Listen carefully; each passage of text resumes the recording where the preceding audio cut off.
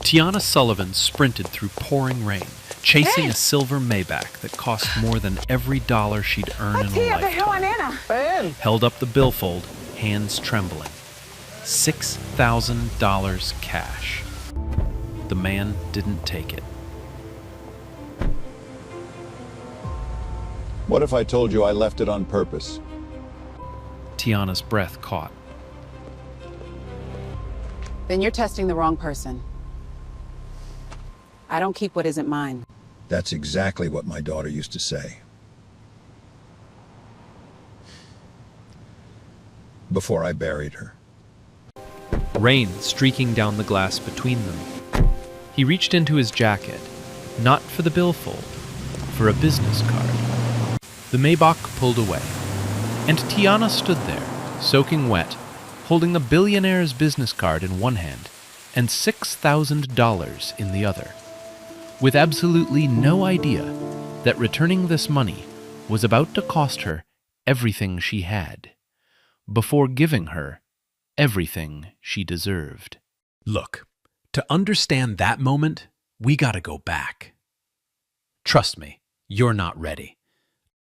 But before we get to Monday, before the tower, the suits, the boardroom, we need to go back to that morning, to where Tiana's day actually started.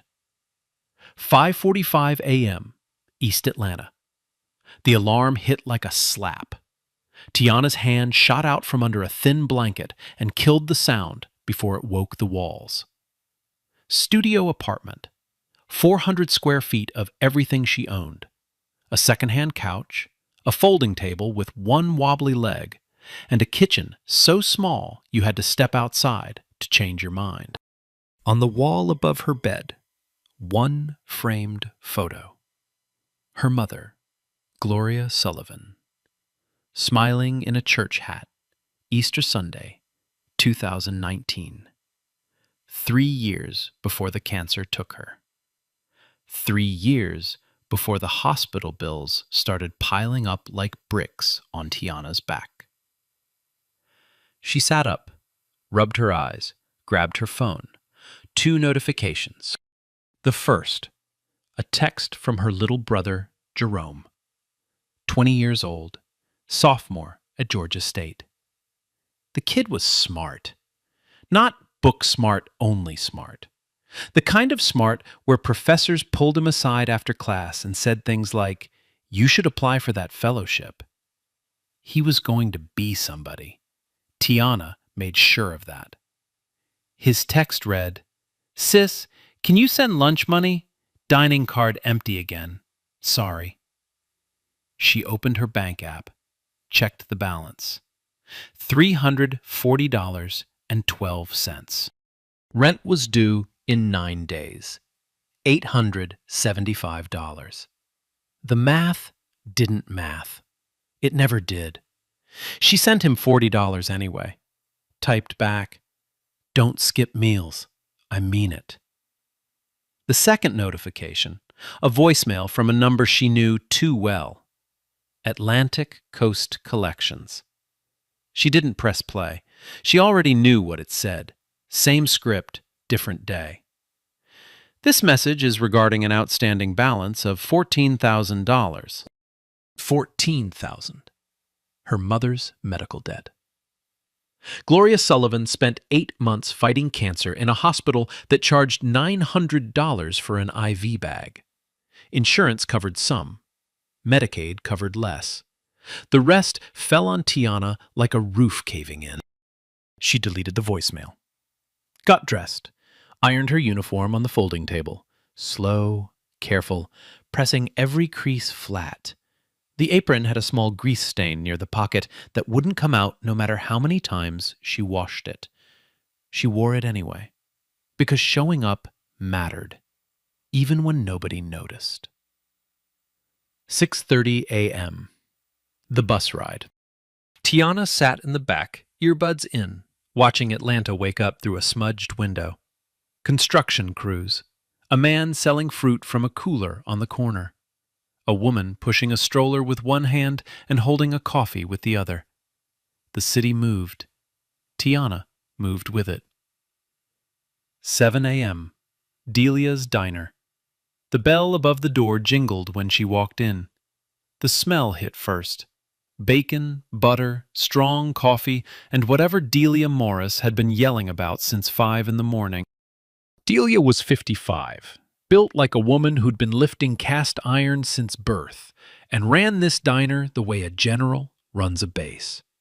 She'd opened it 22 years ago with money she saved working 3 jobs. No investors, no business loans she couldn't pay back, just sweat and stubbornness. "You're early," Delia said without looking up. "I'm always early. That's why I said it. Sit down, eat something before the rush." "I'm fine." Delia looked up now. "Girl, I didn't ask if you were fine. I said eat." Tiana smiled, the first real one today, and grabbed a biscuit from the warmer. The morning rush came fast. Tiana worked the floor like she was born on it. Table 4, the construction crew, she had their orders memorized. Black coffee, eggs over easy, extra toast for Ray, because he never asked, but always wanted it. Table 2, Mrs. Henderson, 76, came every morning since her husband passed. She didn't come for the food. She came so someone would say good morning to her. Tiana always did. And then there was Table 9. Mr. Adler. 81. Retired mailman. He came in with exact change. Always, every time. Counted out from a small leather coin purse. $4.75 for coffee and 1 egg on toast. Some days his hands shook so bad the coins scattered across the counter. Tiana never rushed him, never once. She'd wait, slide the coins together gently, and say, "Perfect, right on the dollar." Today, she noticed something. His coat was thinner than last week. The collar was fraying. October in Atlanta wasn't freezing, but it wasn't warm either. She rang up his meal. Then she walked to the back, pulled a flannel jacket from the lost and found bin, clean, decent condition, roughly his size, and brought it out folded in a paper bag. "Someone left this last week. Nobody claimed it. Thought you might know somebody who could use it." Mr. Adler looked at the bag, looked at her. He didn't say thank you. He just nodded, slow, dignified, and tucked it under his arm. Delia saw the whole thing from the kitchen window. She said nothing, but later, when Tiana was refilling ketchup bottles, Delia leaned against the doorframe and said quietly to the cook, "That girl carries the whole world on her shoulders and still finds a way to hand somebody a jacket." Then the door jingled again, and Nora walked in. She looked like she hadn't slept in days. Nora Bishop, early 30s, blonde hair pulled back in a messy knot, dark circles under her eyes that no amount of concealer could hide. She wore a coat too thin for the season and carried a boy on her hip. Oliver, 5 years old, big eyes, dinosaur backpack, shoes with the sole peeling off the left one. They sat at table 7, the cheap table, the one near the kitchen where the AC vent rattled and most customers asked to move. Nora didn't ask to move. She opened the menu, scanned it the way people do when they're not looking for what they want, they're looking for what they can afford. "Can I get the side toast? Just the toast. And a water." Tiana wrote it down. Didn't blink, didn't judge. "And for the little man?" Oliver looked up.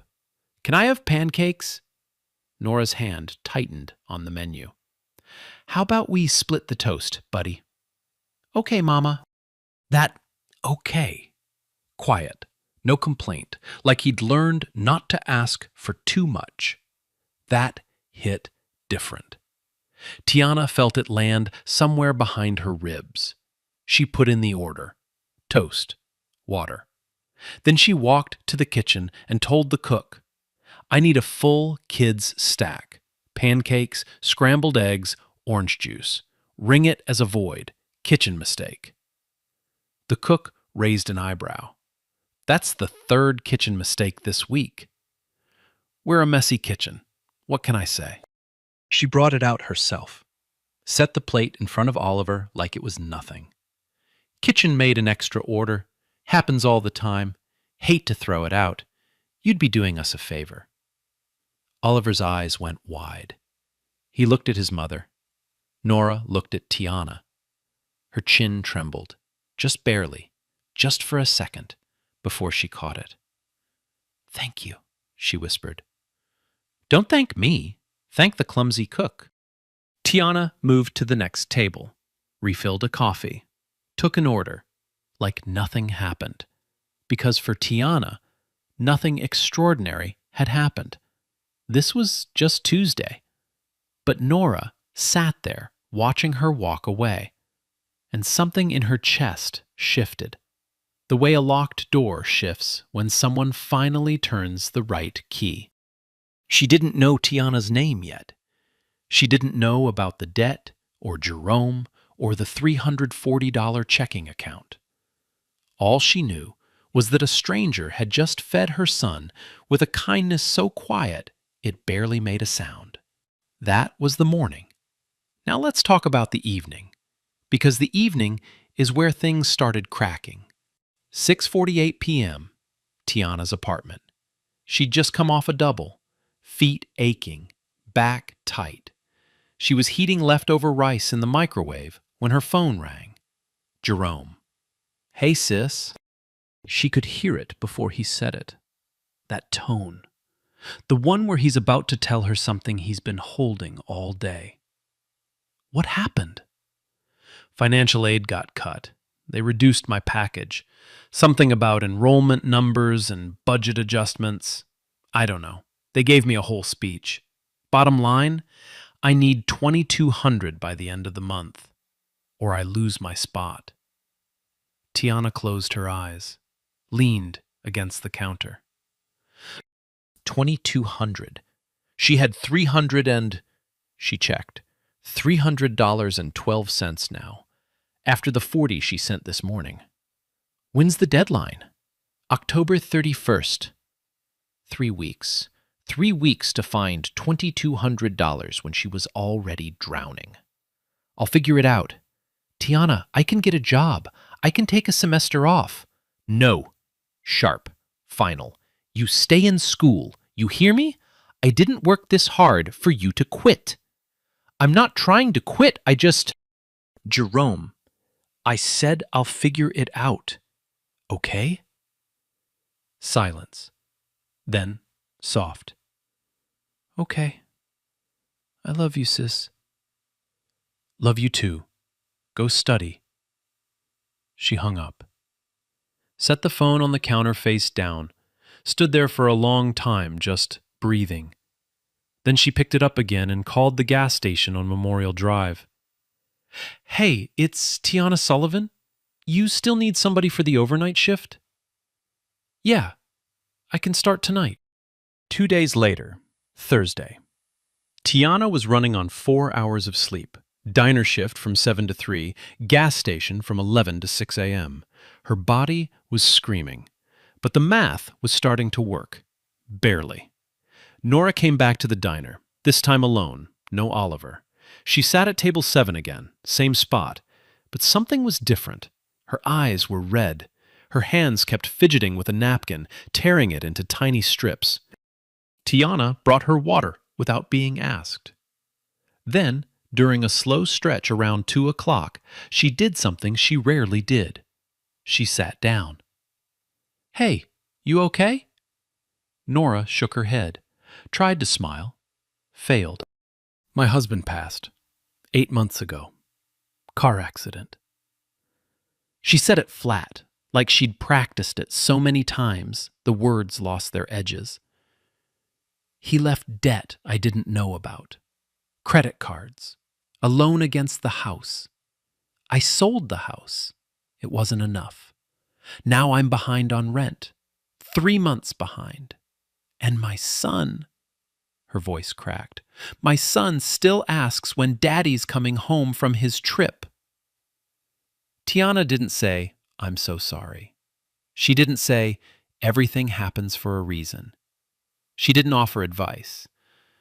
She just sat there, present, quiet. The way someone sits with you when they know that words are too small for what you're carrying. After a while, Nora wiped her eyes. "I don't even know why I'm telling you this." Because sometimes you just need someone to hear it. Nora looked at her. Really looked. "What's your name?" "Tiana." "Tiana." Nora repeated it like she was memorizing it. "I'm Nora." They sat in silence for another minute. Then the lunch crowd picked up, and Tiana went back to work. Before Nora left, Tiana slipped a $20 bill inside Oliver's coloring book, the one he'd left behind on Tuesday. She tucked it between the dinosaur page and the spaceship. $20. From a woman with $300 in her account, working 2 jobs, drowning in debt. $20 she would never mention. $20 Nora wouldn't find until she got home, and Oliver opened the book, and a folded bill fell into his lap. "Nah, wait. Hold on. $20. She's got $300 to her name, and she's giving away 20? To someone she barely knows? Like, put yourself in her shoes for a second. You're drowning. Bills everywhere. Would you do that? Be honest. I don't think I could." Saturday morning. The billfold. This is where the timeline catches up to where we started. Edmund Caldwell walked into Delia's diner at 11:15 a.m. like a man who'd Googled diners near me and picked the first result.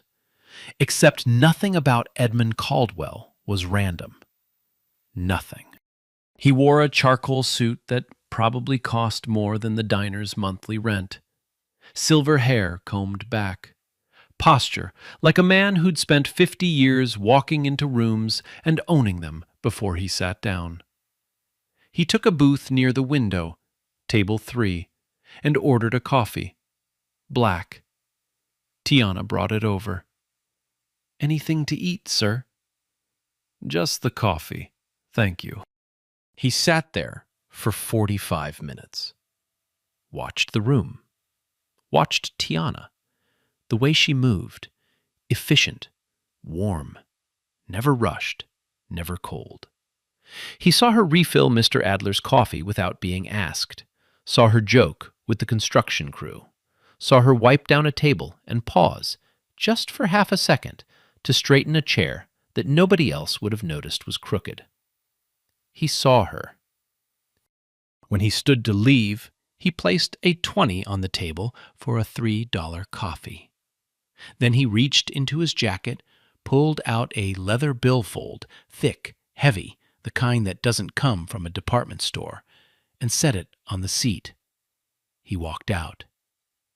Tiana cleared the table, picked up the 20.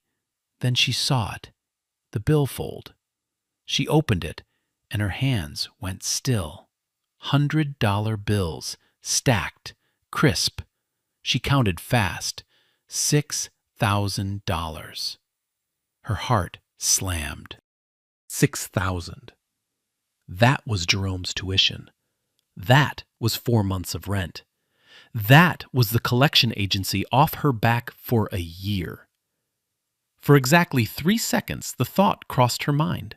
Not even a real thought, more like a shadow, a whisper. What if nobody saw? Then it was gone, replaced by something deeper. Something Gloria Sullivan had pressed into her daughter's bones long before cancer took her body. You don't keep what isn't yours. Not ever. Not for any reason. Tiana grabbed the billfold and ran.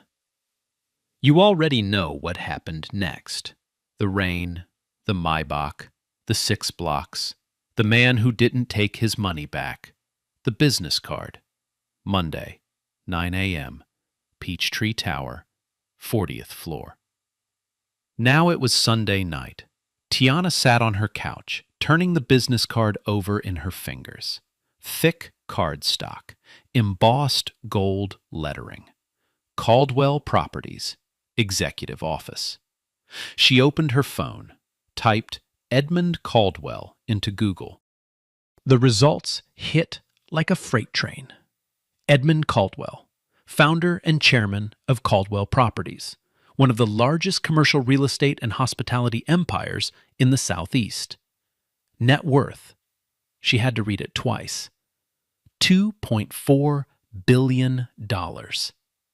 Billion with a B. Forbes profiles, Wall Street Journal features, a photo of him shaking hands with the governor. She almost dropped the phone. She called Delia. Delia, the man from yesterday, the billfold guy. What about him? He's a billionaire. Silence. Then, say that again. Edmund Caldwell, $2.4 billion.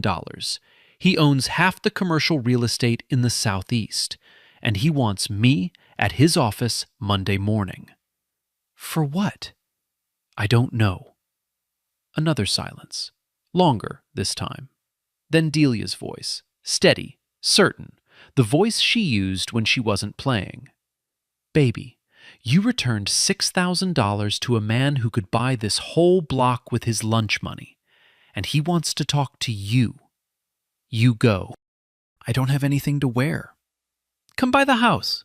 I got a blazer in my closet that'll work just fine. Sunday night, 10 p.m. Tiana stood in front of her bathroom mirror. Delia's blazer hung on the door, navy blue, slightly big in the shoulders, smelling faintly of Delia's perfume. Her only pair of heels sat on the floor.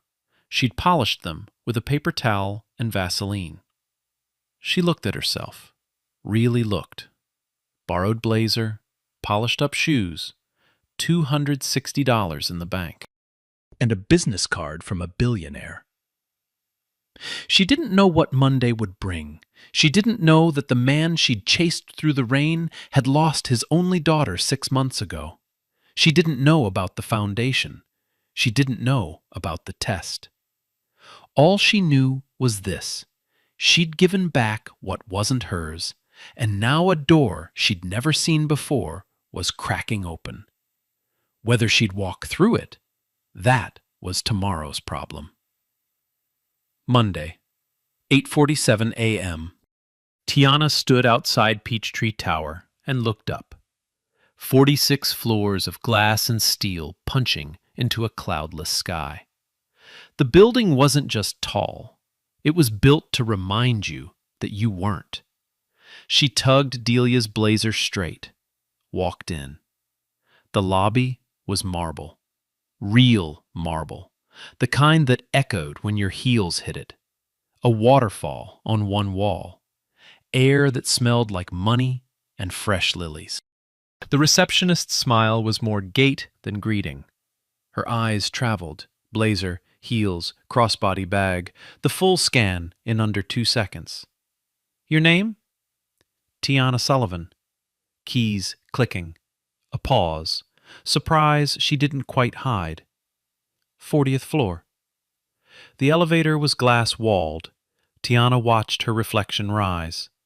A woman in a borrowed blazer going up. The corridor outside Edmund's office was lined with framed photographs. Buildings, hotels, a hospital wing.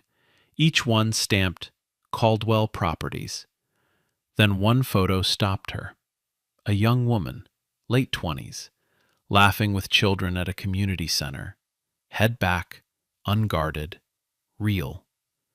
The plaque read, Claire Caldwell, Caldwell Bridge Initiative, 1992 to 2025.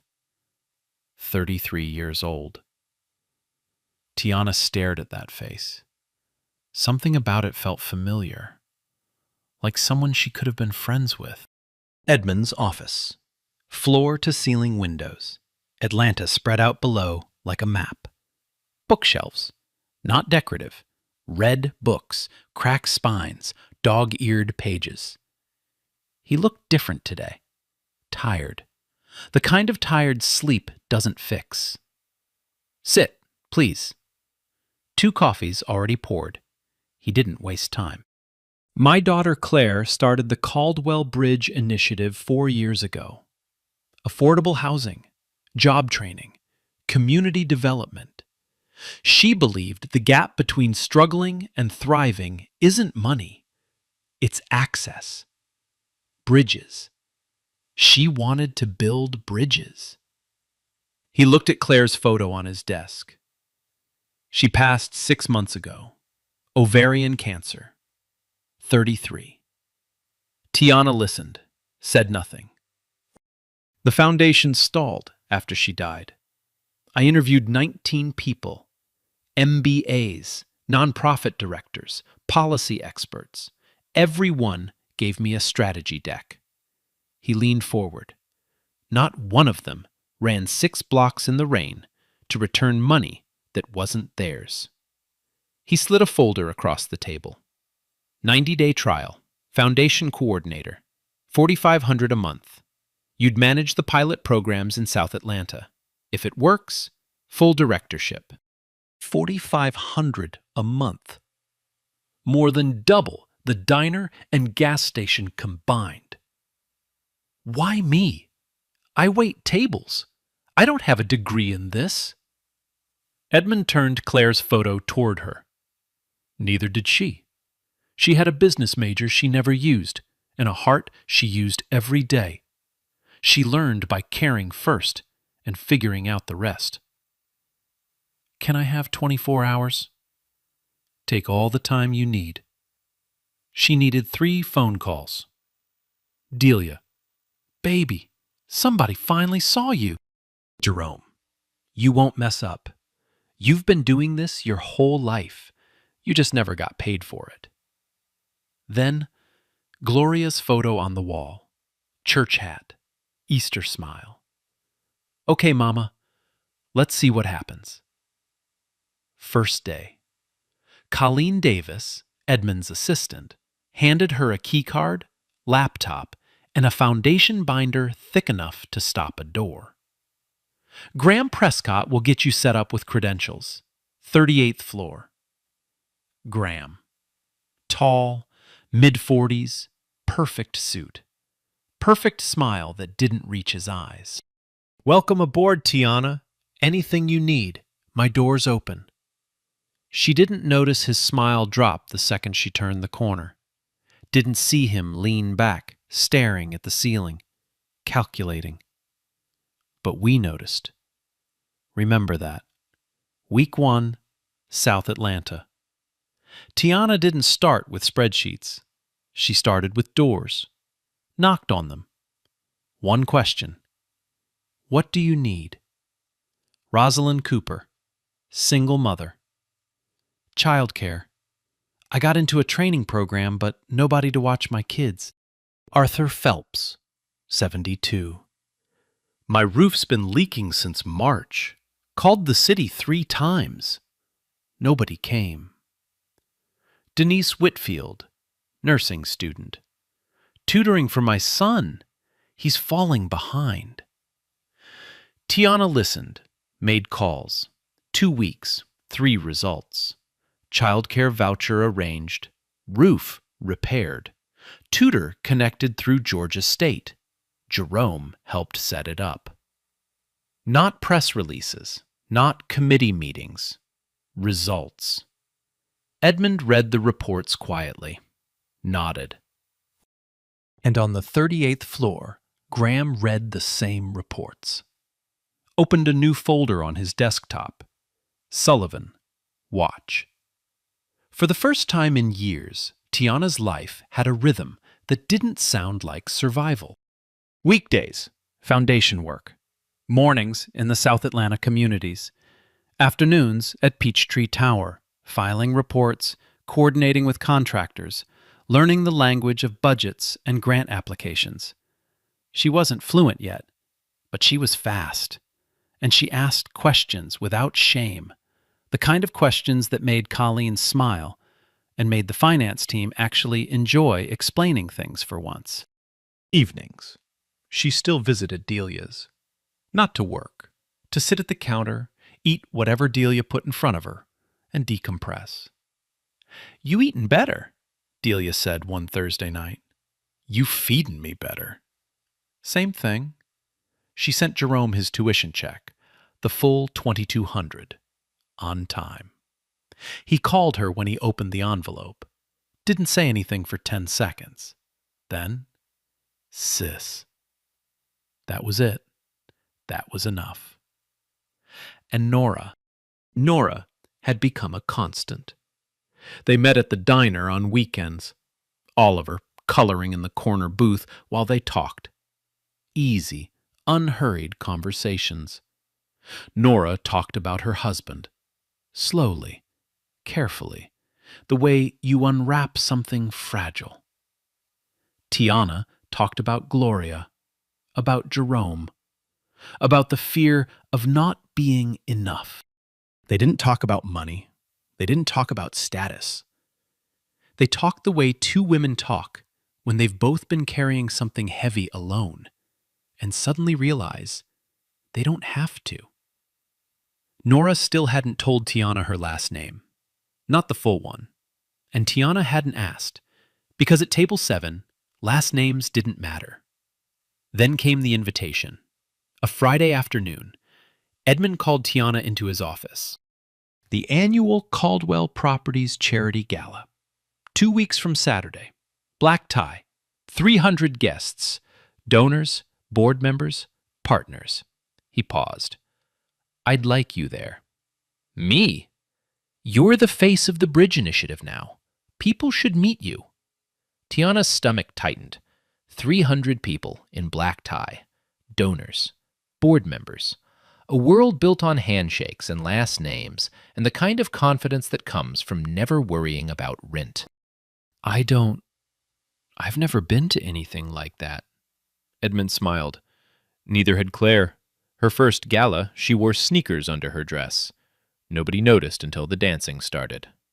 Tiana laughed, for real, and for a moment, the gap between her world and his felt not gone, but crossable. That Saturday, she went shopping. Not thrift store shopping. Not clearance rack shopping. Real shopping. She found a dress, deep emerald green, simple, elegant, on sale at a department store in Buckhead. $180. The most she'd ever spent on a single piece of clothing. She stood in the fitting room mirror. The dress fit like it had been waiting for her. And for one breath, just one, she saw someone else in the reflection. Gloria Sullivan. Church hat. Easter smile. Looking back at her daughter like she'd always known this moment was coming. Tiana pressed her hand to the glass. "I wish you were here, Mama." The mirror didn't answer, but something warm settled in her chest. The kind of warmth that doesn't come from outside. It comes from finally, after years of running and giving and holding on, standing still long enough to see yourself clearly. She bought the dress. The night of the gala, Atlanta glittered. The Beaumont Hotel, Buckhead. Crystal chandeliers the size of small cars. String quartet. Champagne towers. 300 guests. Every one worth more than Tiana's entire apartment building. She arrived at 7:15. Emerald dress, hair swept up, new heels, bought with her first foundation paycheck. No Vaseline needed. The first 30 minutes went well. Edmund walked her through the room like she belonged. "Tiana, this is Constance Moore. 12 years on our board." Constance. Sharp eyes, warm handshake. "The child care voucher program. That was yours?" "Yes, ma'am." "Claire pitched something similar 2 years ago. Couldn't crack the logistics. You did it in 2 weeks?" "I just asked the mothers what they needed." Constance smiled. Real. "Stay in touch, Tiana." For 45 minutes, Tiana felt possible, like maybe the door Edmund opened wasn't going to slam shut. Then Edmund took the podium, introduced her to the room. Applause. 300 pairs of hands. She didn't see Graham in the back, didn't see him check his phone, didn't see the calm of a man who'd already set his trap. 9:20 p.m. Dessert course. Graham stepped onto the stage, didn't wait for an introduction. Forgive the interruption. Edmund, I wouldn't bring this up tonight, but something's been flagged. Smooth, rehearsed reluctance. $8,500, transferred out of the Bridge Initiative Fund. The credentials trace back to Ms. Sullivan. Every head turned. Tiana's blood went cold. 300 faces doing the math behind their eyes. The waitress. Of course. That's not. Edmund stood. Graham, documentation, now. Graham handed him the printout. Transfer log, timestamp, credential trace. All clean, all fabricated. Edmund looked at the paper, looked at Tiana, and on his face, not accusation, something worse. Doubt. Just a flicker. She saw it, and it cut deeper than anything Graham could have said. Until the review is complete, administrative leave. Paid. Paid leave. Polite words for, we don't trust you. Tiana looked around. The donors who'd shaken her hand an hour ago, staring at their plates. Constance narrowing her eyes at Graham. Graham tucking the printout away with the efficiency of a man finishing a task he'd planned for weeks. I understand, Tiana said. What else could she say? In a room full of billionaires, what does a waitress from East Atlanta say when the floor drops out? She walked out. The Beaumont lobby. Empty. Just Tiana, the chandelier light, and marble floors echoing her heels. The ride home took 22 minutes. She didn't cry. Watched the Caldwell skyline shrink through the window. Monday morning, Peachtree Tower. Colleen met her in the lobby with a cardboard box. Laptop, keycard, foundation binder, Jerome's college orientation photo. I'm sorry, Tiana, Colleen whispered. I don't believe it. Tiana walked across the marble, past the waterfall, past the receptionist, same one from day one. This time, the woman's face showed something different. Relief, like the natural order had been restored. Revolving door, sidewalk, the city loud and fast around her.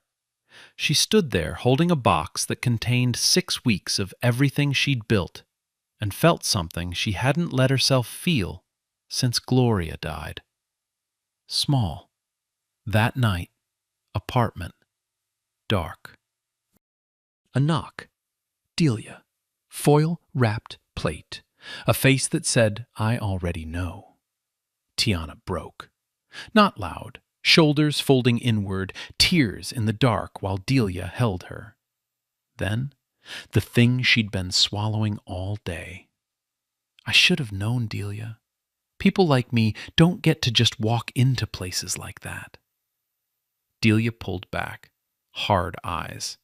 Loving eyes. Don't you dare. Don't you let whoever did this write your story. You know who you are. I know who you are. And the truth? It doesn't care about boardrooms or galas. It comes out. Always. What if it doesn't? Then we drag it out ourselves. Tiana's phone buzzed. Nora. Are you okay? Please call me. She read it, set it down, didn't respond. Not because she didn't trust Nora, because right now, she didn't trust anything. 3 days passed. Tiana didn't leave her apartment. She worked the gas station overnight shift because the bills didn't care about administrative leave. She slept in fragments, 2 hours here, 3 hours there. She didn't call Delia, didn't call Jerome, didn't answer Nora's texts, which came every morning like clockwork. Hey, thinking about you. You don't have to talk, just let me know you're okay. Oliver drew you a picture. It's a dinosaur in a green dress. His words, not mine. That last one almost broke her. Almost.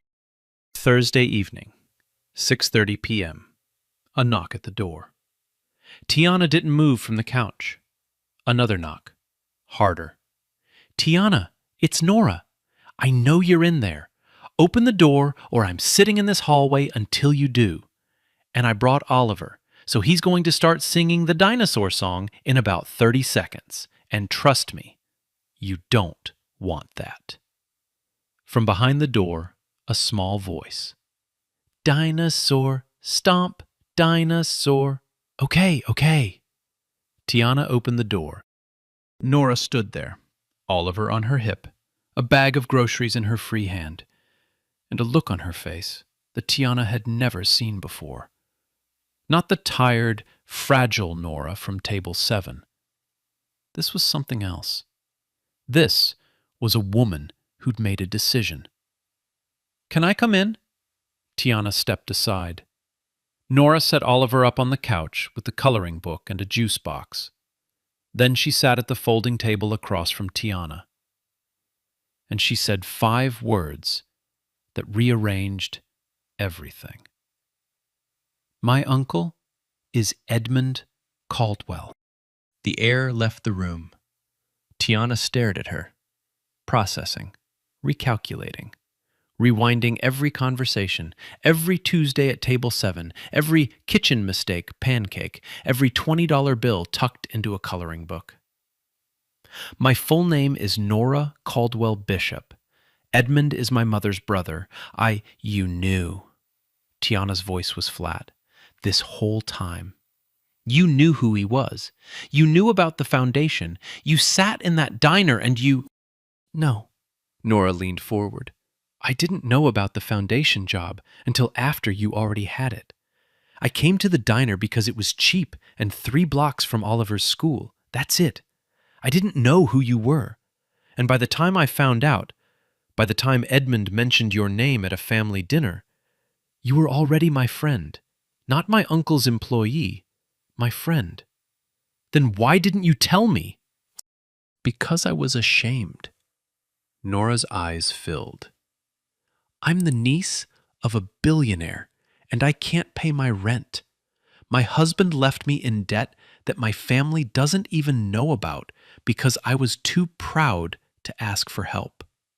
You, a woman with $300 in her bank account, fed my son, gave me $20 you couldn't afford. How was I supposed to look you in the eye and say, oh, by the way, my uncle's worth $2 billion? Silence. Oliver hummed softly on the couch, coloring a pterodactyl purple. Tiana exhaled, long and slow. The anger didn't leave, but it made room for something else. For the fact that Nora was here, at her door, not texting, not calling, here. Why are you telling me now? Nora wiped her eyes, straightened up. Because I know Graham Prescott, and what he did to you, he's done before. The story came out in pieces. 3 years ago, Claire Caldwell had a co-director at the Bridge Initiative, a woman named Sandra Ellis. Sharp, capable, dedicated. Sandra and Claire worked side by side for 2 years building the foundation from nothing. Then Graham decided Sandra was a threat. She was getting too close to Edmund. Too much influence. Too much access. So he did what Graham does. He found a crack and poured poison into it. Financial discrepancy, Nora said. Same playbook. Funds moved, credentials traced. Sandra couldn't prove she didn't do it. She resigned.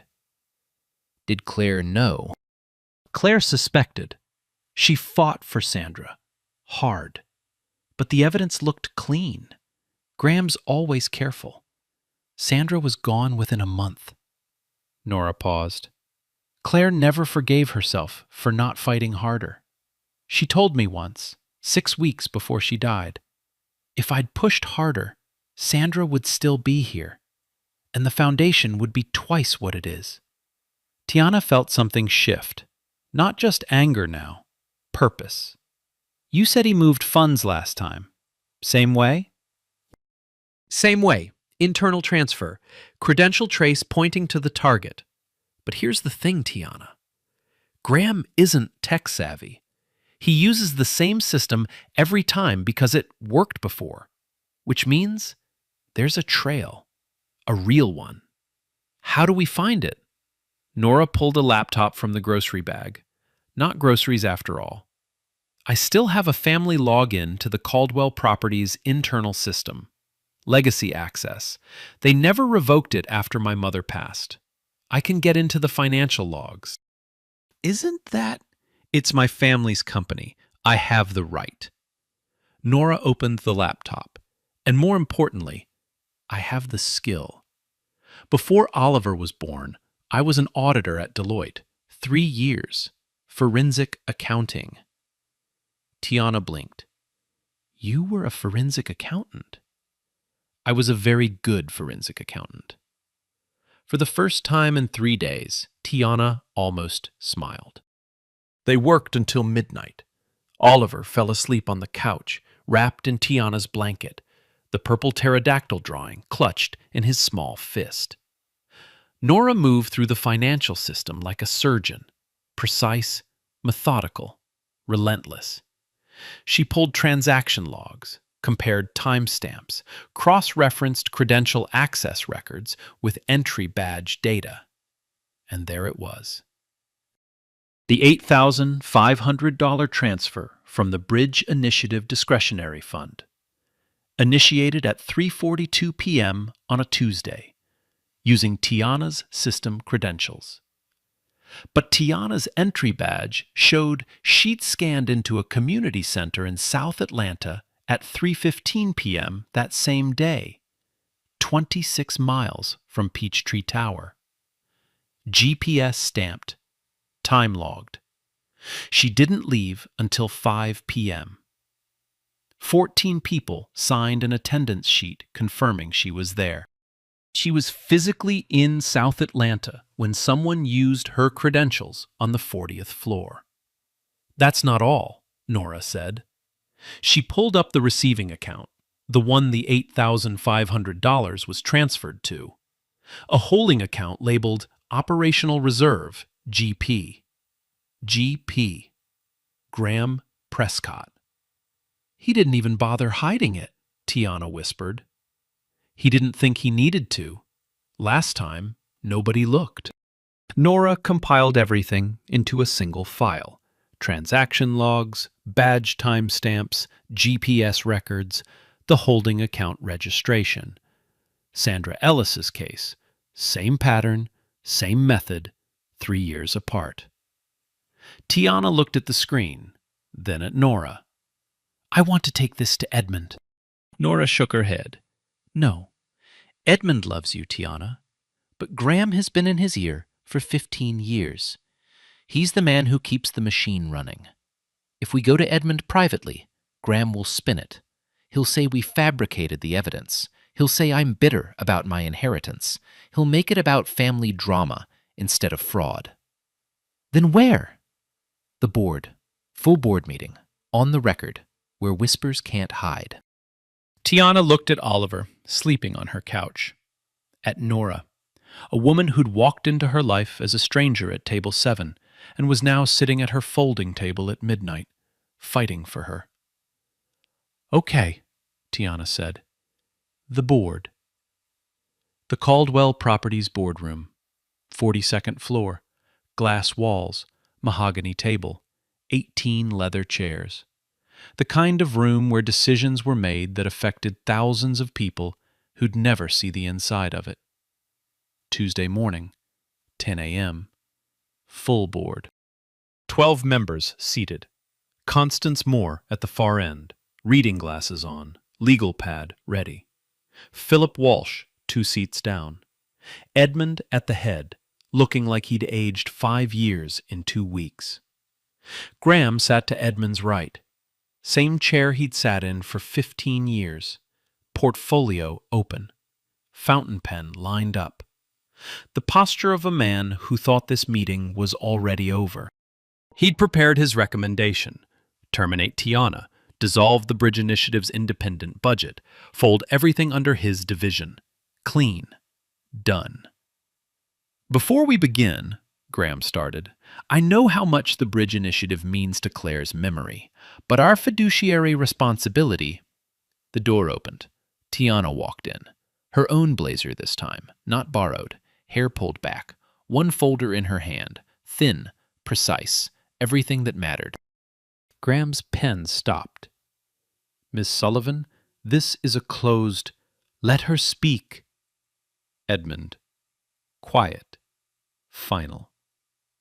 Tiana didn't sit. She stood at the far end of the table and opened the folder. October 15th, $8,500 transferred from the Bridge Initiative Fund.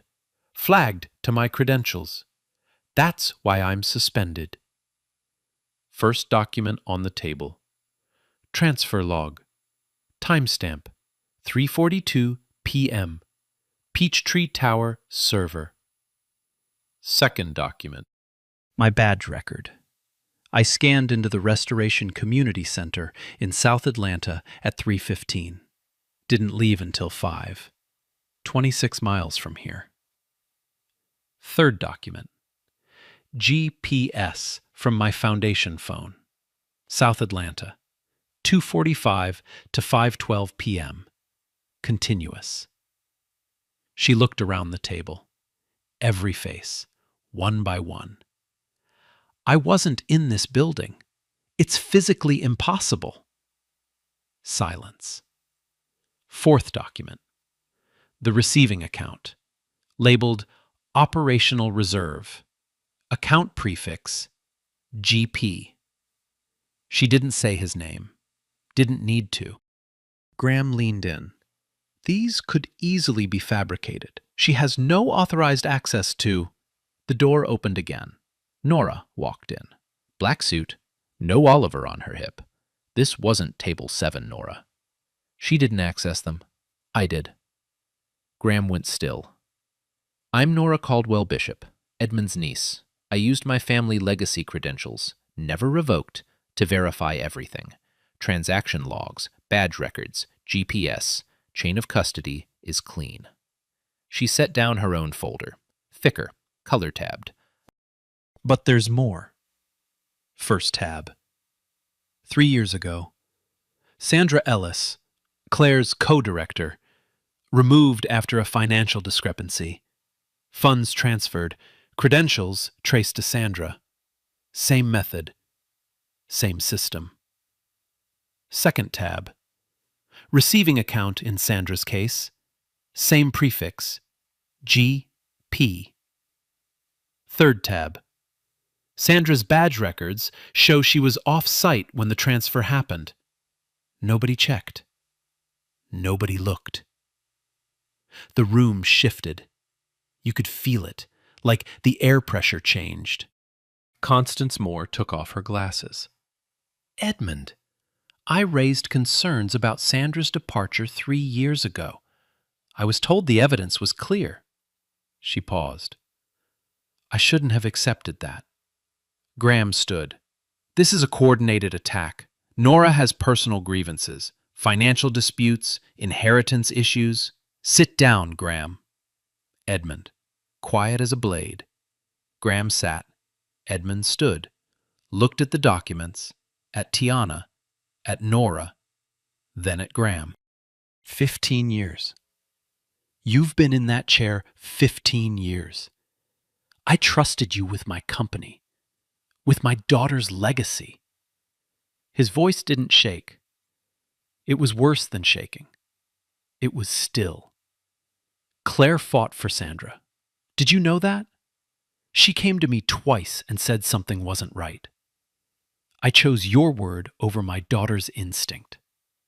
He pressed his hand flat on the table. I'll carry that the rest of my life. He straightened. Character isn't what you do when people watch. It's when they don't. 12 faces. No one breathed. I'm asking for your resignation, effective immediately. Graham looked around the table, searching for a crack, an ally, a face that might bend. Nothing. He closed his portfolio, capped his pen, buttoned his jacket, muscle memory, 15 years of performing competence, walked to the door, opened it. Click. Gone. No explosion, no shouting, just a door closing on a career built on destroying other people. Edmund turned to Tiana. I owe you an apology. I should have been harder to sway. Tiana looked at this man, grieving, searching, human. You were grieving. That's not weakness. Edmund held her eyes, then faced the board. Tiana Sullivan is reinstated, not as coordinator, as director of the Caldwell Bridge Initiative, full budget authority, seat at the steering table. He looked at Nora. And Nora Caldwell Bishop, co-director of Family and Community Engagement. Constance didn't blink. Seconded. All in favor? 12 hands. Every one. Unanimous. Tiana stood at the end of that mahogany table and felt something she hadn't let herself feel in a long time. Not relief, not gratitude. Belonging. 3 months later, South Atlanta. A Saturday morning in January. Cold enough for jackets, warm enough for the sun to feel like it meant it. The kind of day Atlanta gives you right when you need it. The Caldwell Bridge Community Resource Center stood on the corner of Pryor Street and Georgia Avenue. A building that used to be an abandoned warehouse, now transformed into something that breathed. Fresh paint, big windows, a garden out front that the neighborhood kids had already claimed as their own. A red ribbon stretched across the entrance. 200 people on the sidewalk. Residents, volunteers, city council members, local press. Tiana stood at the front, emerald dress, the same one from the gala. She'd almost worn something new, then decided no. This dress had walked through fire. It earned this moment. She cut the ribbon. The crowd cheered. Inside, a job training lab, a childcare center, a legal aid clinic, a reading room with floor-to-ceiling shelves and beanbag chairs, and a hand-painted sign above the door. The Claire Caldwell Reading Room. Rosalind Cooper was there, the single mother from the pilot program. She'd finished her training, got hired at a logistics company downtown. Her kids were enrolled in the center's after-school program. She hugged Tiana so hard, Tiana had to tap her shoulder to breathe. Arthur Phelps stood in the corner, new jacket, fixed roof, telling anyone who'd listen about the young woman who'd knocked on his door and actually listened. Denise Whitfield's son, the one falling behind in math, had pulled his grade up to a B+. He showed Tiana his report card like it was a trophy. Small things. Real things. The kind that don't make headlines, but remake lives. Nora stood beside Tiana through all of it. Oliver running between their legs, dinosaur backpack bouncing. She'd moved into a stable apartment, foundation salary, benefits, a schedule that let her pick Oliver up from school every day. The debt wasn't gone, but it was manageable, and for the first time since her husband died, Nora looked like a woman standing on solid ground. In the back of the room, Edmund. Next to his wife, Ruth. Ruth had been skeptical at first, polite but distant. She'd watched from the margins for weeks before she finally visited the South Atlanta side herself, walked through the center, talked to the residents, watched Tiana work. That evening, she'd told Edmund, Claire would have loved her. Edmund nodded. Claire sent her. Now Ruth stood in the reading room named after her daughter, touching the spines of children's books and crying quietly in the way that mothers do when the grief and the pride show up at the same time. Later that afternoon, the crowd thinned, the press left, the sun dropped low. Tiana found a quiet hallway near the back entrance, leaned against the wall, pulled out her phone, called Jerome. "Hey, sis, how'd it go?" "It went good. Real good." "I saw the photos Delia posted. You looked amazing." "Jerome." "Yeah? You're covered. All 4 years. Tuition, books, everything. It's done." Silence. The kind of silence that weighs more than words. "Sis," his voice cracked, "Mom would be so proud of you." Tiana tilted her head back against the wall, looked up at the ceiling, but really past it, past the roof, past the clouds. "Yeah," she whispered. "I think she knows." She stood there for a long time, not moving, not checking her phone, not running to the next thing, just breathing. For the first time in years, just breathing. 1 year later, the Caldwell Bridge Initiative expanded to 3 cities: Atlanta, Birmingham, Charlotte. 14 community centers, 200 families served. Tiana hired a team of 12, every single one of them someone who understood need from the inside. People who'd been waitresses, janitors, overnight cashiers. People who knocked on doors and asked the only question that mattered: "What do you need?" Nora ran family engagement across all 3 sites. Oliver started first grade. On his first day, he wore brand new shoes, both soles intact, and a dinosaur backpack he refused to retire. Edmund stepped back from daily operations, but every quarter, without fail, he visited the South Atlanta Center, walked through the halls, sat in the Claire Caldwell reading room, read picture books to whatever kids happened to be there. Nobody took photos. Nobody posted about it. He didn't do it for anyone to see. Character isn't what you do when people watch. Delia's Diner got a new lunch regular, a woman named Tiana Sullivan, who came in every Saturday, sat at the counter, and tipped like someone who remembered what those tips meant. And somewhere, different city, different diner, a young woman walked in. Tired eyes, worn coat. She sat at a corner table and ordered the cheapest thing on the menu. The waitress, someone we've never met, brought her a full plate she didn't order. "Kitchen made extra. Hate to throw it out." The young woman looked up, eyes wet. "Thank you." "Don't thank me. Thank the clumsy cook." The cycle continues. It always does. One small kindness, passed from hand to hand, stranger to stranger, table to table. No cameras, no billionaires watching. Just someone deciding, quietly, without applause, to give what they can't afford to give. And that changes everything. Bro, this story wrecked me. $300 in her account, and she's giving money away? Running through rain to return 6,000? For what? Nothing. Zero. Ask yourself honestly, would you do that? Like, share, subscribe. Next one's coming.